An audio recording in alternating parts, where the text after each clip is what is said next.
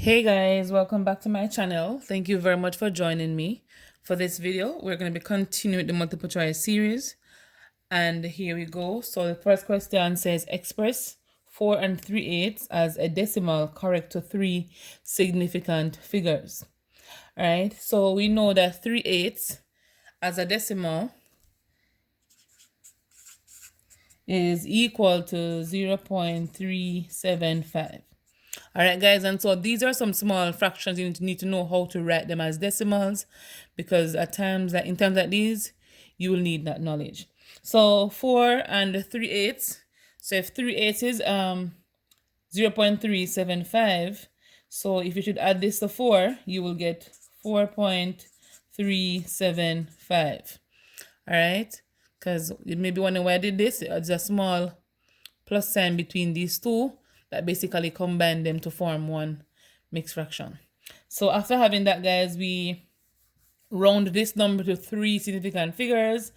And since we know this is one significant figure, 2, 3, 4, look at the fourth digit. If it's 5 or more, we round up. Less than 5, we drop it. So for this one, it's going to be 4.3. So since as this is 5, plus 1 to be 8, so 4.38 is indeed our answer for this one. All right, I hope this was clear for you. If not, leave me a comment below and let me know, and I will explain it to you in another video, trying to use a different concept. So for this question, so P equal m squared divided by 2 minus m. When m is equal to -3, find the value of P. So the negatives normally give some person some issues. So you have to know the rule that says negative times a negative results in a positive. All right, to be an equal sign. I don't know how I did that. Equal a positive, and if two negatives are beside each other, it also results in a positive because they're basically multiplying right there. All right, so let's get right into it. So P is equal to m is -3, so -3 all squared divided by 2 minus -3. All right, so -3 all squared means -3 times a -3, which will give you a +9. Be sure though, if you didn't have this in the parentheses, or I want to say the brackets, you will not get a +9 for your answer. In fact, you will get a -9. So a hint: once you have negative numbers being squared or cubed or to any power, always put it in a bracket to ensure that you know that you're multiplying this number according to the power you're seeing. In this case, it's 2. So our numerator is 9, and for the denominator, 2 subtract -3. Here you basically add, so it's 2 plus 3 to give us 5. So our answer is 9/5. I hope again this one was clear for you. If you have an issue with this one, leave me a comment below. The next question comes to us, as I said to you before, similar to one we did earlier. So -1/2 all cube. So -1/2 here represents the base, and the cube represents the power. So the power tells you how many times you multiply the base.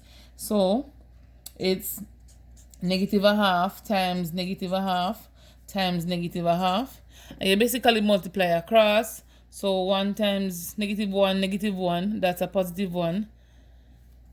So you can just do them in twos if you don't know to do everything together. So let's go. So -1 times -1 times -1 is going to give us -1. So 2 times 2 is 4. 4 times 2 is 8. All right, so -1/8 is indeed our answer. If you didn't want to do it this way, you could have said -1/2. Whatever is outside goes to everything in the bracket. So the -1 goes to the cube, and the cube to the cube, and the cube also goes to the to the denominator, which is the 2. So -1 cube is -1, -1, -1 to give you a -1 all over 2 cube. 2 times 2 is 4. 4 times 2 is 8. So it gives you the same answer if you didn't want to expand the bracket as I did earlier. All right. And so, guys, these questions should take you at most 2 minutes to work. Once you see it's going over 2 minutes to work, then that means you need to move on to the next question because it's only 1 mark. All right. So let's go. So 20a minus 16 is equal to 12 times 3 in bracket 3 minus a. So the first thing we need to do, guys, is to distribute whatever is in the bracket. So the number being outside will be multiply everything that is inside the bracket. So 20, I have 2. So 20a minus 16 is equal to 12 times 3, that's 36. 12 times a negative a, that's a negative 12a. Our next step, guys, is to group like terms. So let me put the word here. So we need to group like terms. So the negative 12a, bring them on one side, bring the numbers on the other side. So I'm going to add 12a here. So 20a plus 12a will give you 32a minus 16 is equal to 36. Right here, these two will eventually cancel. All right, so from here, we can simplify by adding 16 on both sides. All right, so this cancels on that side. So 32, I keep writing the wrong number, guys. 32a is equal to 16, so that's 40, and that's 12, so that's 52. Here, we divide by 32 on both sides because we want to find the value of a. If you don't know how to write equations, I have a video on this. You can go ahead and watch those videos. So 52 divided by 32 here, we see that the answer is nowhere up here, so we have to reduce this fraction. So to reduce a fraction, guys, you need to know a number that can go into, or a factor that can go into both 52 and 32 without leaving a remainder, and that number is 4 times that. That number is 4. All right, so 4 into 52, 4 into 5 goes 1, remainder 1, 4 into 12 goes 3, 4 into 32 goes 8 times, 4, 8, 32, yeah, goes 8 times. So the answer is at C. All right, so remember, when you see a parentheses or a bracket, you always remove the bracket first, then you work the other questions using order of operation. So for this one, the exact value of 6 divided by 0.0003 is, okay guys, so when you're dividing decimals and whole number, the goal is to get the decimal to be a whole number. And to bring this to a whole number, the whole number here would be 3. So you move the digits to the right to get the 3 to a whole number. And each movement is a multiple of 10. All right. So it's 10, 10, 10, 10. So right here, this number is now 3. All right. So whatever you do to the decimal, you do the same thing to the whole number. So since we move it 4 places to the right, we must also move this 4 places to the right. You may be wondering why. Because this 6 here has a decimal point right here, because 6 is a whole number. And if you examine the place value chart, you will have the ones, then the decimal place, then you have the tenth, then you have the hundredth, and the list goes on. On this side, you'll have the tens.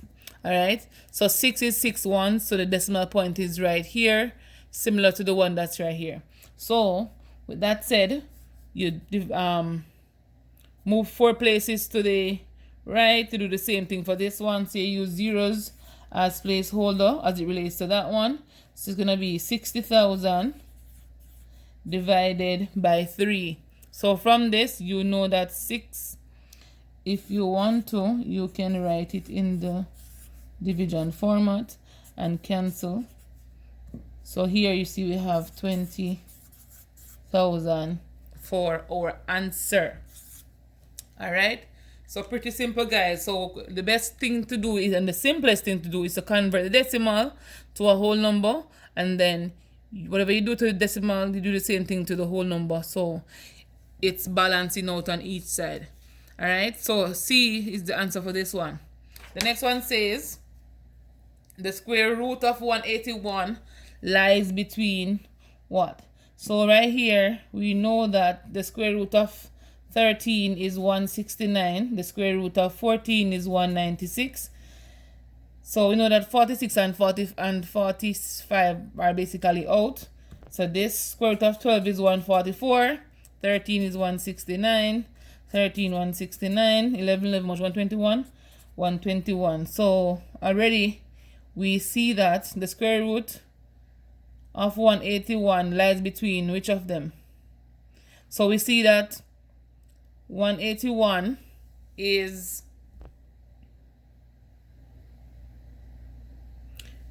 so what you can do for this one, guys, is to figure out what number would pass 181. So see right here, it couldn't be between 13. It could be between 13 and 14 because they're asking you for a range for this one. So 13 and 14 would be the best because it's in somewhere in here you will have 181 coming out. Alright, so it's 13 point something, but less than 14 if you can see that. And for this one, 121 and 169, you couldn't use this one because 169 is the largest number here, and the number we have here is 181. We couldn't use 12 and 13, as you know, it's 169 is the largest again, so you couldn't use that one. 45 and 46 is way out of that league, so that could never be the answer. So again, A is the answer for this one. So this one is basically a reasoning question, so you have to know the square root of these numbers and to know what will fall between what. So again, the square root of 181, the square root of 181 lies between 13 and 14. Alright, so let's move on to the next question. So for this question, it says if 4.3 times 0.37 is equal to 1.591, then 0.43 times 370 is equal to what? If you examine these two numbers, guys, you'll see that they have something in common. So they converted 4.3 to 0.43. But you need to know what they did to get this for the answer. So what you do, guys, is to, you move one place to the right, and that's going to be 10 to the negative 1. And for 0.37 to be converted to 370, you basically move 1, 2, 3. Alright, so that's our 370. So this will be a movement 3 places to the right, or you basically multiply this by 1, 2, 3 by 1,000. Yeah, so that basically be 10 to the third power.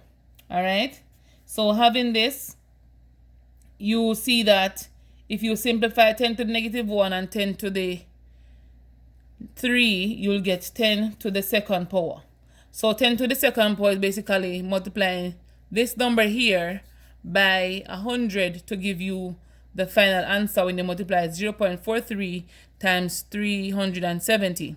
So we won't be using calculator in the exam, so the best thing to do is to know that 100 is 10 times 10, and each movement you move is going to be a multiple of 10. So if you move one place, two place, so it'll give you 159.1 for your answer.